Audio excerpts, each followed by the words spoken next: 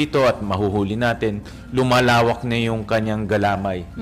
At ang kinakatakutan ko, baka umabot sa punto na hindi na natin makokontrol itong mga ito, sila na ang kokontrol sa gobyerno natin. No? Kasi may mga tao na silang binabayaran.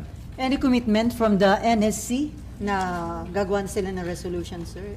Nag-commit yung representative kahapon na ilalahad nito o i-bring up nito sa national security meeting nila dahil siya rin mismo conforme siya na ito ay isang national security threat. Kaya actually lahat kahapon, no? Ang maganda kasi si Senator Risa, tinanong niya isa-isa at lahat, of course puwera PAGCOR, pero lahat conforme na ito ay national security threat at walang mabuting idinudulot para sa ating bayan.